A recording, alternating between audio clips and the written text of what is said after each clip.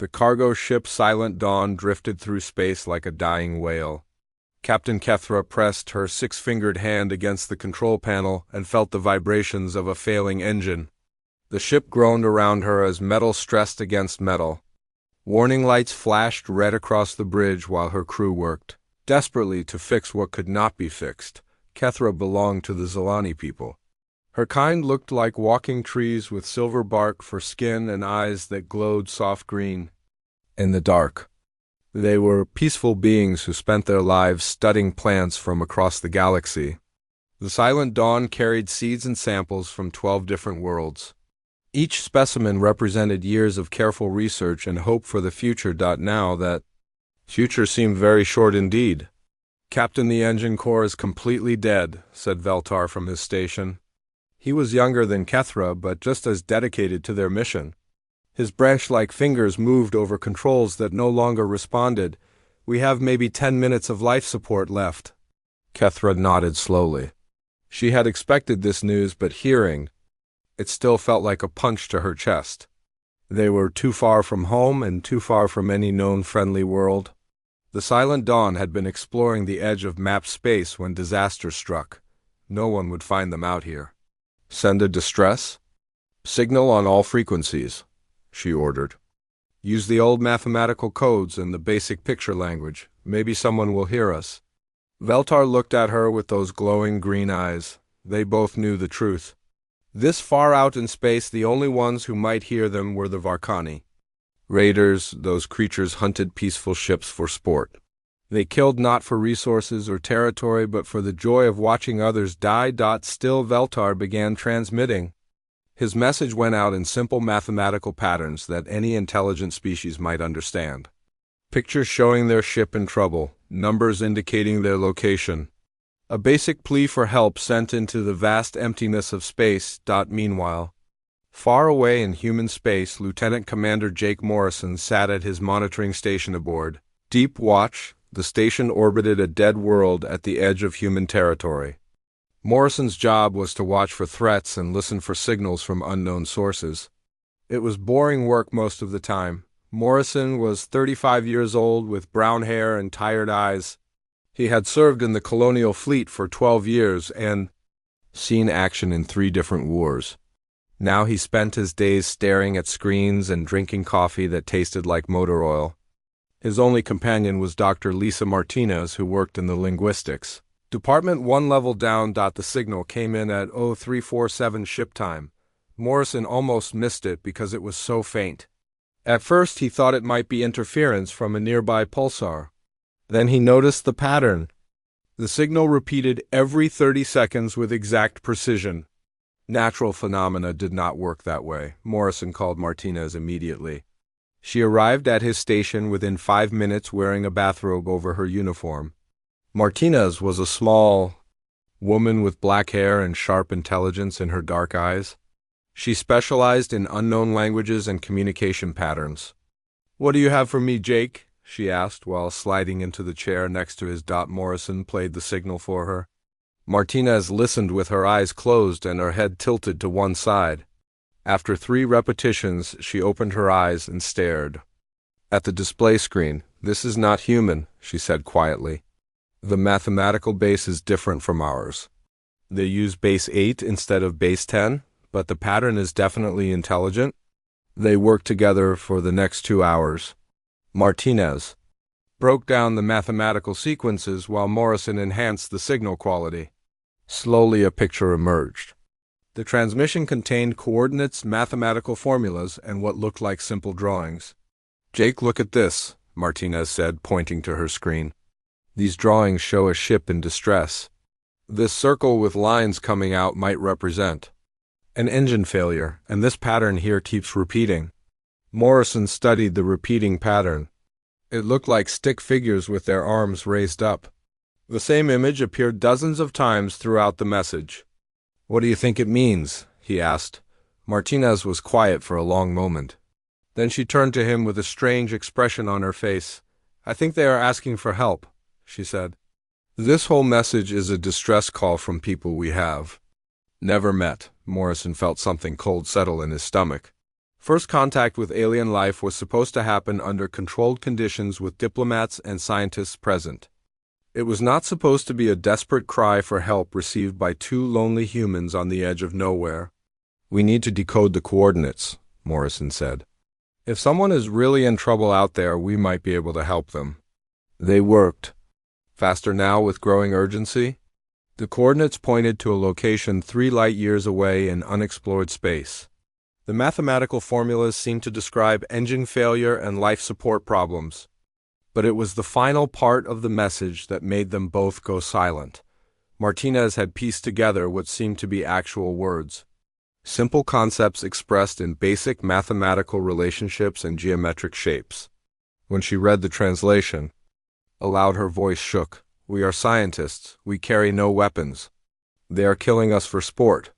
Please, if anyone receives this, remember that we tried to bring beauty to the stars." Morrison stared at the translation for a full minute. Then he reached for his communication panel and opened a channel to Admiral Patricia Kane aboard the USS Vengeance. The Admiral would not be happy about being woken up at this hour. But Morrison knew he had no choice. The signal from the Silent Dawn continued broadcasting into space. With each repetition it grew weaker as the ship's power systems failed. Soon there would be only silence, but the message had been heard.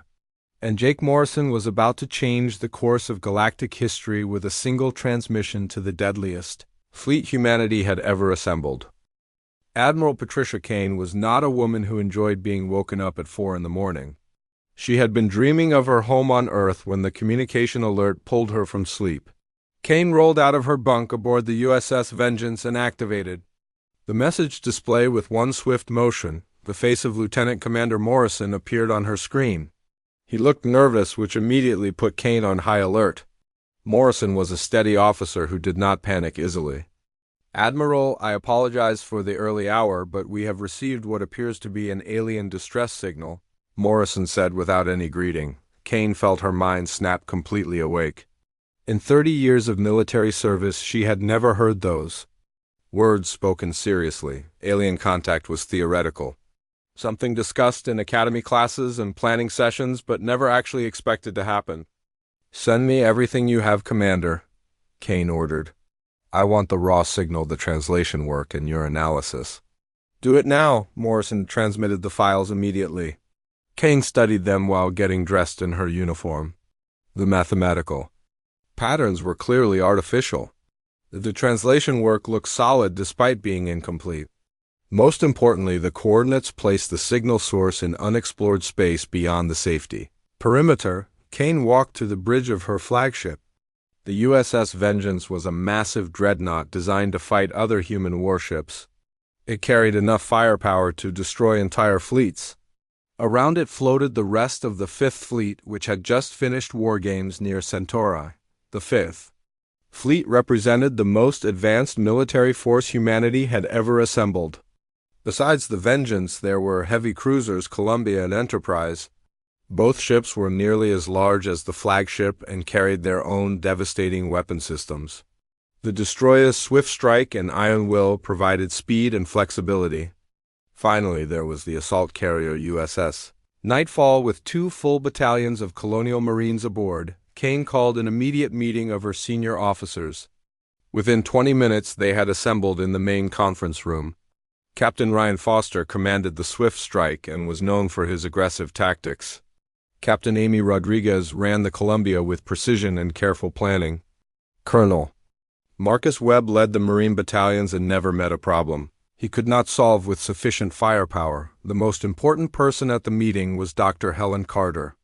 She served as the fleet's xenobiologist and had spent years preparing for the possibility of alien contact. Carter was a thin woman with gray hair and intelligent eyes who spoke carefully about everything. Kane presented Morrison's findings to the group. She played the alien signal and showed them Martinez's translation work. The room grew very quiet as the implications became clear. "This could be a trap," Webb said finally. "We know nothing about who sent this message or what we might find if we respond to it." Foster nodded in agreement. "The coordinates are in completely unexplored space, Admiral. We would be going in blind with no backup and no support." Rodriguez studied the tactical display. The location is 3 light years from our current position. A full fleet jump would put us there in 6 hours, but getting back might take longer. If we encounter resistance, Carter leaned forward in her chair. Gentlemen, we are talking about first contact with an alien species. This is the most important moment in human history. We cannot ignore a distress call simply because it might be dangerous. Kane listened to the debate while studying the alien message. The mathematical precision suggested high intelligence. The simple pictures showed a species capable of space travel, but in serious trouble. Most importantly, the repeated plea for help seemed genuine. Dr. Carter, what is your professional opinion about this signal? Kane asked. Carter took a deep breath before answering. The mathematical base and communication style suggests a species very different from humans. But the message content indicates peaceful intent. They identify themselves as scientists and specifically state they carry no weapons. The distress appears genuine. Webb shook his head. That could all be part of a deception, Admiral. An intelligent enemy would say exactly those things to lure us into a trap. Colonel Webb makes a valid point, Kane admitted. But we also have to consider what happens if this distress call is real and we ignore it. The room fell silent again. Everyone understood the implications. If peaceful aliens were dying while humanity did nothing, the moral weight would be crushing. Worse, it would set a terrible precedent for future alien contact. Kane made her decision with the speed that had carried her to Fleet Command. We will respond to the distress call with the full Fifth Fleet. Dr. Carter will accompany us to handle first contact protocols. Colonel Webb will prepare his Marines for any situation we might encounter. Foster raised his hand. Admiral, what are our rules of engagement if we find hostile forces at the coordinates? Kane's expression hardened. She had commanded fleets in 3 different wars and understood violence better than most people. If we find someone attacking defenseless scientists, we will stop them, permanently. The orders went out immediately. The Fifth Fleet began preparations for an emergency jump to unexplored space. 50,000 military personnel prepared for humanity's first alien contact. In the weapons bays, technicians loaded every missile and charged every energy bank. In the Marine quarters, soldiers checked their gear and prepared for unknown enemies. Kane returned to her quarters and sent a message to Colonial Command on Earth. She explained the situation and her decision to respond with overwhelming force. The message would take weeks to reach home, but she wanted her superiors to understand what had happened. She also recorded a personal message for her family. If something went wrong in alien space, they might never see her again. Kane told her. Children, she loved them and asked her husband to be proud of what she was about to do. 6 hours later, the Fifth Fleet jumped into hyperspace. They carried the hopes of humanity and enough firepower to sterilize planets. Behind them, Deep Watch continued monitoring the alien signal, which grew weaker with each transmission. Jake Morrison watched the fleet disappear into hyperspace and wondered what they would find. Lisa Martinez continued working on the translation, hoping to understand more about the aliens before contact was made. In the darkness of space, the Silent Dawn continued broadcasting its desperate plea. Time was running out for Captain Kethra and her crew. But help was finally coming, and when humanity arrived in force, the galaxy would learn something new about the species from Earth. Humans might be newcomers to space, but they had very strong opinions about bullies. The Fifth Fleet dropped out of hyperspace into a scene from nightmares. Admiral Kane stood on the bridge of the USS Vengeance and stared at the tactical display with growing horror. 3 massive alien ships surrounded a smaller vessel that was clearly dying. Energy beams lanced out from the larger ships, but they were not trying to destroy their target quickly. Instead, they seemed to be taking their time. Analysis report, Kane ordered sharply. The tactical officer studied his screens with shaking hands. Lieutenant Brad Clark had seen combat before, but nothing like this. Admiral, the smaller ship matches the configuration from the distress signal. It appears to be the source of our alien transmission. The 3 larger vessels are of unknown design and are conducting what looks like systematic torture. Kane felt ice form in her veins. The alien distress call had been real. They were too late to prevent the attack, but perhaps not too late to save lives. "Dr. Carter, what are your sensors telling you about the attacking ships?" Kane asked. Carter worked frantically at her science station. The readings made no sense according to everything humans knew about space technology. "Admiral, these ships appear to be partially biological. The hulls seem to be alive and growing. The weapon signatures suggest they are not just destroying the smaller ship, but somehow feeding on the destruction." Captain Foster's voice came over the communication system from his destroyer. "Admiral, we are detecting life signs aboard the smaller vessel. Whatever those things are doing, they are keeping the victims alive while they work." Kane closed her eyes for a moment and thought about her children back on Earth. When they grew up, she wanted them to live in a galaxy where peaceful scientists could explore without fear. The scene before her suggested that galaxy did not yet exist. "All ships maintain position and continue scanning," she ordered. "I want to understand what we are dealing with before we act." The largest of the attacking ships was truly massive. It dwarfed even the USS Vengeance and seemed to pulse with organic life. Strange tendrils extended from its hull toward the victim ship, while energy weapons carved careful patterns in the smaller vessel's armor. Dr. Carter made a disturbing discovery. "Admiral, I am detecting some kind of energy transfer between the attacking ships and their victim. It appears they are literally draining life force from the beings aboard the smaller ship." Colonel Webb's voice crackled over the intercom from the Marine quarters. "Admiral, my boys are ready to board those alien ships and put a stop to this." Kane appreciated Webb's eagerness, but they needed more information first. Humanity was about to make first contact with not one but two alien species. The decisions made in the next few minutes would echo through history. "Continue monitoring," Kane ordered. "I want to know everything about these ships before we engage." The answer came when the largest attacking ship detected the human fleet. A massive organic eye opened on its hull and turned to study the newcomers. Then something that might have been a mouth opened and broadcast a signal that made every human skin crawl. Dr. Carter worked to translate the transmission. The message came through as a mixture of electromagnetic signals and something that felt like mental intrusion. When the translation appeared on screen, the bridge crew went completely silent. "New prey species detected. Your ships are large and your crew numerous. Surrender immediately for harvest or watch as we demonstrate our methods on these plant creatures." Kane felt something cold and furious settle in her chest. In 30 years of military service, she had faced pirates, terrorists, and enemy fleets. But she had never encountered beings who treated murder as entertainment. "Open a channel to all ships," Kane ordered. "This is Admiral Patricia Kane of the Human Colonial Fleet. You will cease hostilities immediately and withdraw from this system." The response came as laughter that seemed to echo inside their skulls. The alien transmission carried images of previous victims. Dozens of peaceful species hunted down and consumed by these creatures. The message was clear: surrender or join. The collection of bones floating around the alien ships. Kane studied the tactical situation with the calm precision that had made her a fleet admiral. The enemy ships were larger than her vessels, but they had positioned themselves poorly. They expected victims, not fighters.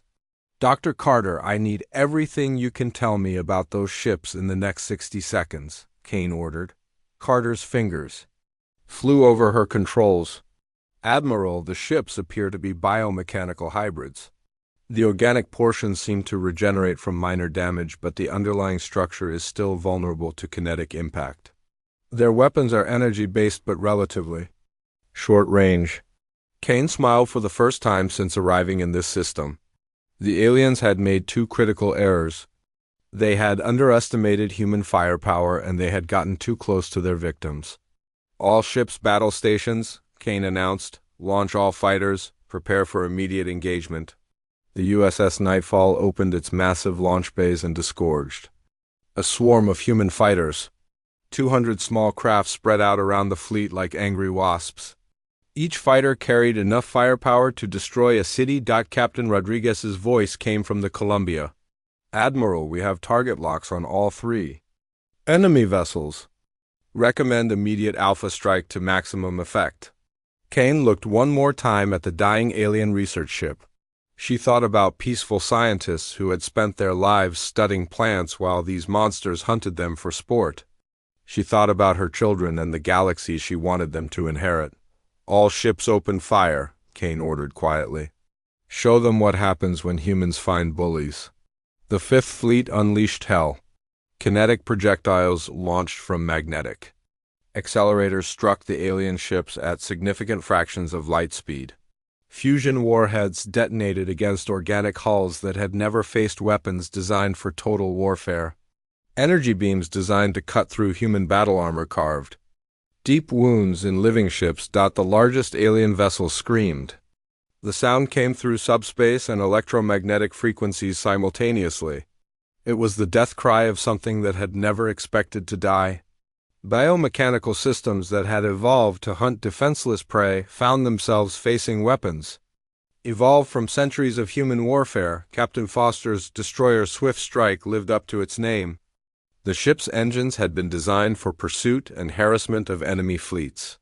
Foster used that speed to position his ship behind the fleeing aliens and demonstrated why human destroyers were called Wolfpacks. Admiral, this is Foster. The alien. Ships are trying to retreat, but their damaged organic systems cannot generate sufficient speed, requesting permission to finish them. Kane watched as the aliens who had spent centuries hunting peaceful species learned what it felt like to be prey. The largest ship was already dying as its biomechanical systems failed under human firepower. The other two were burning and bleeding strange fluids into space. Granted, Captain. Make sure none of them escape to threaten other peaceful species. The battle lasted exactly 18 minutes. When it ended, 3 massive alien ships drifted dead in space while the human fleet remained completely undamaged. The creatures that had terrorized this region of space for generations were nothing more than cooling meat. But the real work was just beginning. Aboard the damaged research vessel, alien scientists clung to life in their botanical gardens. Humanity was about to make first contact with a peaceful species under the worst possible circumstances. Kane looked at the tactical display and realized everything had changed. Humanity was no longer alone in the galaxy, and apparently they were very good at making enemies. The alien raiders called Varkani had ruled this region of space for 300 years. They hunted peaceful species across dozens of star systems and fed on the life force of their victims. No one had ever fought back successfully. No one had ever made them afraid. Until today, Gorthik the Life Drinker commanded the largest Varkani ship. He had personally consumed the life essence of over 10,000 beings from 50 different species. His biomechanical vessel had grown fat on death and terror. When the human ships appeared, Gorthik felt only curiosity and hunger. These new creatures called themselves humans. Their ships were made of dead metal instead of living tissue. They showed no fear when faced with Varkani might. Most interesting of all, they seemed to care about the plant creatures that Gorthik was slowly consuming.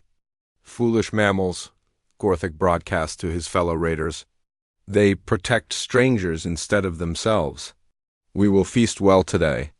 The human admiral had demanded that Varkani ships withdraw. Gorthik responded by showing her recordings of previous hunts, images of peaceful species being consumed while their homeworlds burned. The message was simple: surrender or share their fate, but the humans did something unprecedented. Instead of fleeing or begging for mercy, they attacked.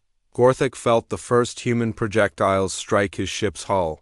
The kinetic weapons punched through bio-armor that had deflected energy beams for centuries. His ship screamed in pain as alien metal tore through living tissue. Impossible, Gorthik snarled. No prey species fights back. They submit or they die slowly. More human weapons struck his vessel. These projectiles contained fusion warheads that detonated inside his ship's organic structure. The biomechanical systems began failing as damage accumulated faster than they could regenerate. Captain Amy Rodriguez commanded the human heavy cruiser Columbia. She had studied the tactical situation with cold precision while the aliens made Their threats. The enemy ships were larger than human vessels, but they had positioned themselves like hunters, not warriors. Target the largest ship's main cluster of organic pods, Rodriguez ordered her weapons officer. Full spread of kinetic penetrators followed by fusion warheads. The Columbia's main battery spoke with the voice of human engineering. 6 kinetic. Rounds launched from magnetic accelerators reached 30% of light speed before striking the alien vessel. The impact sent shockwaves through living tissue that had never experienced such violence. Rodriguez watched her enemy ship convulse as fusion fire bloomed inside its hull. Secondary battery, target the weapon clusters. Make sure it cannot fight back. The alien ship that had terrorized peaceful species for decades found itself helpless against human firepower. Its weapons were designed for slow torture, not rapid combat. Its armor had evolved to intimidate prey, not resist determined assault. Meanwhile, Captain Ryan Foster brought his destroyer Swift Strike into close range with the second Varkani ship. Foster had earned his reputation fighting human pirates who used similar hit-and-run tactics. He knew how to deal with predators who relied on fear. All weapons lock onto their engine cluster, Foster ordered. I want that ship dead in space. The Swift Strike's weapons were smaller than those on the heavy cruisers, but they fired much faster. A continuous stream of projectiles and energy beams carved through the alien ship's organic drive systems. Within minutes, the Varkani raider found itself unable to maneuver. This is impossible, the alien commander broadcast. Prey species do not hunt the hunters. You should be fleeing in terror. Foster's response was broadcast on all frequencies. We are not prey, you alien freak. We are the species that hunts monsters. The third Varkani ship tried to escape as its companions died around it, but Colonel Marcus Webb had launched his fighters from the assault carrier Nightfall. 200 human pilots and fast attack craft swarmed the fleeing raider. Like insects attacking a giant. Webb commanded the fighter attack from his position aboard the Nightfall. All squadrons concentrate fire on the enemy sensor clusters, blind it first, then kill it slowly. The human fighters carried weapons designed for ship-to-ship combat. Each small craft packed enough firepower to destroy buildings. Working together, they began systematically dismantling the alien vessel piece by piece. The Varkani ship screamed across subspace frequencies as human weapons tore through its living hull. The creature that served as its captain had never experienced real pain before. It had always been the one inflicting suffering on others. Please stop, the alien begged. We will withdraw. We will never hunt in this region again. Webb's reply was cold and final. You should have thought about that before you started killing scientists. Admiral Kane watched the battle from her flagship and felt grim satisfaction. The Varkani raiders had expected to find easy prey. Instead, they had encountered the deadliest predators Earth had ever produced. Admiral, the largest enemy ship is requesting quarter, reported Lieutenant Clark. Kane thought about the recordings the aliens had shown her. Peaceful species hunted for sport across generations. Scientists murdered while studying flowers. Children consumed while their parents watched helplessly. Denied, Kane said quietly. Continue firing until they are all dead. Gorthek felt his ship dying around him. The human weapons had torn through biomechanical systems that had seemed invincible. His vessel's organic components were shutting down as damage exceeded all repair capabilities. How is this possible? Gorthek gasped as his life support failed. We are the apex predators. We have hunted across the galaxy for centuries. The answer came from Captain Rodriguez as her final salvo struck home. You picked on defenseless scientists. We protect defenseless scientists. See the difference. The explosion that consumed Gorthek's ship lit up space like a small star. The biomechanical vessel's death scream reached every Varkani nest within 50 light years. For the first time in 3 centuries, the hunters had become the hunted. Captain Foster's destroyer ran down the last fleeing raider with methodical precision. The alien ship tried desperately to escape, but human engines had been designed for pursuit. There would be no survivors to carry word of this defeat. Last target eliminated, Foster reported. all enemy vessels destroyed. Kane surveyed the battlefield with professional satisfaction. 3 Varkani ships that had terrorized this region for decades were now expanding clouds of debris. The human fleet had not lost a single vessel or suffered any casualties, but the real victory was floating nearby. The alien research ship Silent Dawn still had life signs aboard. Peaceful scientists had survived because humans had answered their distress call. All ships stand down from combat alert, Kane ordered. Launch medical teams to assist the survivors. Today we find out what peaceful aliens actually look like. Dr. Helen Carter prepared her first contact team with trembling hands. Everything humanity had dreamed about was finally happening. They were about to meet aliens who studied plants instead of killing for sport. The galaxy had just learned something important about the species from Earth. Humans might be newcomers to space, but they had very strong opinions about protecting the innocent. And they had the firepower to enforce those opinions with extreme prejudice. The age of Varkani terror was over. The age of human protection had begun. Dr. Helen Carter floated through the damaged corridors of the alien research ship with wonder in her eyes. The vessel was like nothing humans had ever imagined. Living walls pulsed with soft bioluminescence while crystalline structures grew from organic surfaces. It was a ship designed by beings who understood life in ways humanity was only beginning to explore. Carter led a team of medical specialists and communication experts through the Silent Dawn. They followed faint life signs deeper into the ship, while emergency lighting flickered around them. The Varkani attack had left terrible damage, but somehow the vessel's organic systems continued to function. "Dr. Carter over here," called Lieutenant Sam Brooks from the medical team. "I am detecting multiple life signs in what looks like a large chamber ahead." They moved carefully through a damaged airlock and entered what could only be described as a garden floating in space. The chamber was massive, with transparent walls showing the stars beyond. Plants from dozens of different worlds grew in carefully tended plots while artificial suns provided gentle light. And there, among the flowers, they found the survivors. Captain Kethra lay propped against a flowering tree with silver sap seeping from wounds in her bark-like skin. Around her 6 other Zilani huddled in various states of injury.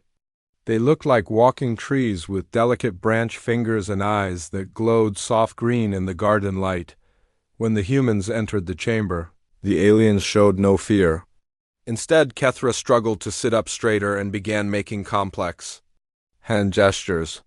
She pointed to mathematical symbols carved into a nearby tree trunk, then gestured toward the humans. Carter activated her translation computer and began working to establish communication. The mathematics were complex but followed logical patterns. After 20 minutes of careful work, she managed to create simple responses using hand gestures and basic pictographs. "I think she is asking who we are and why we came," Carter told her team. "I'm going to try explaining that we received their distress call." Carter pointed to herself, then made gestures indicating radio waves traveling through space. She drew simple pictures showing human ships jumping through hyperspace in response to the Zilani signal. Finally, she pointed toward the debris field. Where the Varkani ships had died, Kethra's glowing eyes widened with understanding. She made a series of rapid gestures that Carter's computer worked frantically to translate. The meaning became clear after several attempts. "She says they cannot believe someone answered their call," Carter reported. "According to these readings, they have been sending distress signals for centuries, but no one ever came to help." Lieutenant Brooks began treating Kethra's injuries with medical equipment adapted for unknown biology. The Zilani captain submitted to treatment while continuing to communicate through gestures and mathematical concepts. Slowly, a larger picture emerged. The Zilani were indeed botanical researchers who had spent thousands of years cataloging plant life across the galaxy. They were completely peaceful with no weapons or military technology. For the past 3 centuries, Varkani raiders had been systematically hunting down and consuming every Zilani ship they could find. Carter made a breakthrough when she realized the Zilani thought in terms of ecological relationships. She began describing humanity as guardians who protected the Garden of Space. This concept seemed to resonate deeply with the tree-like aliens. "Dr. Carter, you need to hear this," said Communications Specialist Linda Gray. "I have been analyzing their databases, and the scope of Varkani predation is massive. They have wiped out entire species across this region of space."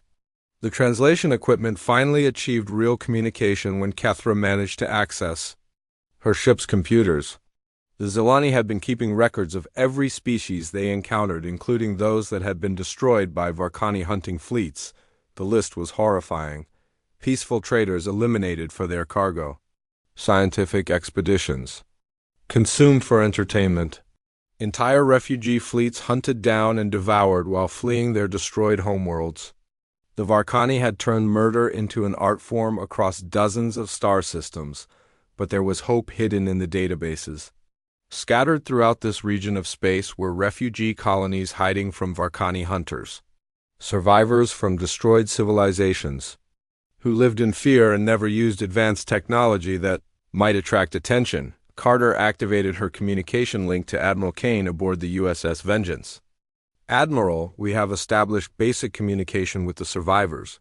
The situation is much larger than we realized." Kane listened to Carter's report with growing anger. The Varkani had not just been raiding ships, they had been conducting genocide on a galactic scale for centuries. Peaceful species had been hunted to near extinction while the galaxy stood by and did nothing. "Dr. Carter, ask them about the refugee colonies," Kane ordered. "We need to know how many survivors are hiding out here." Kethra responded to this question with obvious excitement. She activated holographic displays that showed star charts covering hundreds of light years.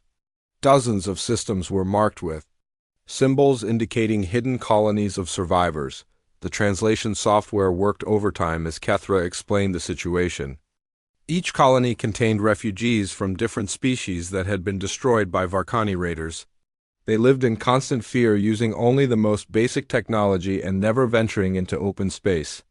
"Admiral, according to these records, there are at least 40 different species represented in the refugee colonies," Carter reported. "Some colonies have been hiding for over 200 years. Kane felt the weight of galactic history settling on her shoulders. Humanity had stumbled into a region of space where genocide was a way of life. The question now was what Earth intended to do about it. "Dr. Carter, tell our new friends that the hunting is over," Kane said firmly. "Humanity is here now, and we do not tolerate bullies." Carter worked to translate this concept into terms the Zilani could understand. When Kethra grasped the meaning, her glowing eyes brightened with something that might have been hope. The alien captain made a series of gestures that took several minutes to translate. When the meaning became clear, Carter had to read it twice to believe what she was seeing. "Admiral, she says the galaxy has been waiting for us," Carter reported with awe in her voice. "She calls humanity the species that answers distress calls with overwhelming firepower." Kane smiled grimly at this description. It was probably accurate given what had just happened to the Varkani raiders. But it also represented exactly what humanity should be among the stars. "Dr. Carter, begin preparations to take the survivors aboard our medical ships," Kane ordered, "and get me a complete list of those refugee colony locations. We have some visits to make."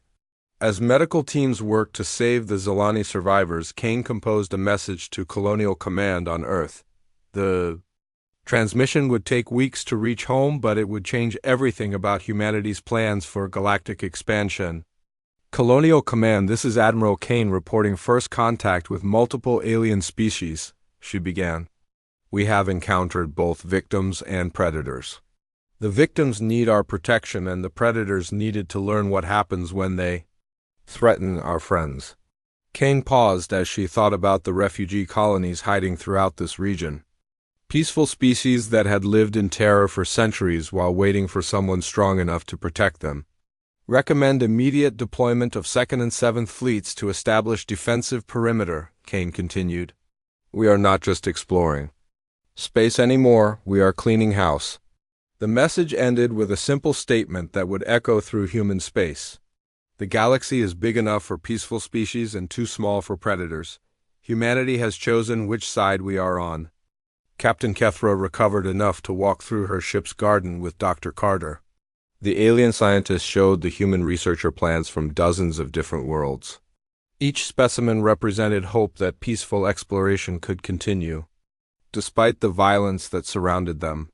She says these seeds will grow into forests, Carter translated as Kethra gestured toward her collection. She wants to plant them on worlds where children can play safely.